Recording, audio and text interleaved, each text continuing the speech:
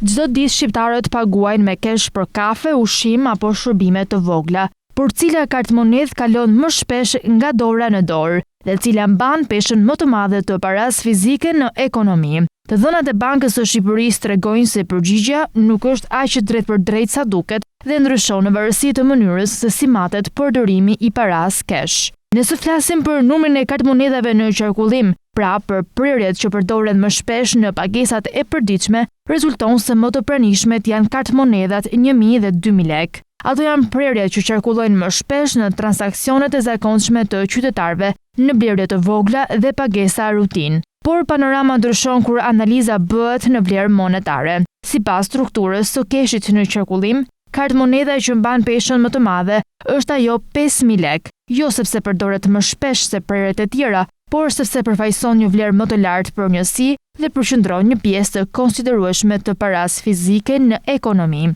Raportet e Bankës së Shqipërisë tregojnë se struktura e kartmonedhave ka ndryshuar gradualisht, por pa u përmbysur, pavarësisht goditjeve të forta si pandemia, rritja e inflacionit apo futja në qarkullim e kartmonedhës 10.000 lek. Edhe pas këtyre zhvillimeve, prerja 5.000 lek vijon të mbetet boshti kryesor i keshit në vlerë. Në të njëjtën kohë, numri total i kartmonedhave në qarkullim në Shqipëri ka mbetur relativisht i qëndrueshëm. Në 5 vitet e fundit, ai vlerësohet në rreth 150 deri në 160 milion copë, duke treguar se ndryshimet nuk po ndodhin në sasi, por në mënyrën e përdorimit të paras kesh. Një nga arsyet kryesore lidhet me zhvendosjen graduale të pagesave të vogla drejt mjeteve elektronike. Prerjet e vogla si 200, 500 dhe 1.000 lek përdoren sot më pak se më parë, ndërsa kartat bankare dhe transfertat po zëvendësojnë keshin në pagesat e shpeshta, që shpjegon pse numri i kartmonedhave në qarkullim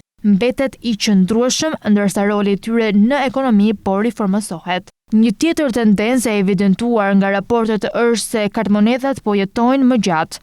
Ato zëvendësohen dhe azgjësohen më rrallë në raport me stokun total, një tregues se keshi po qarkullon më ngadalë dhe po mbahet më gjatë jashtë sistemit bankar. Të dhënat tregojnë se paraja kesh në Shqipëri nuk po zhduket, por po ndryshon funksionin, nga një mjet i përditshëm pagese drejt një instrumenti ruajtje dhe sigurie financiare.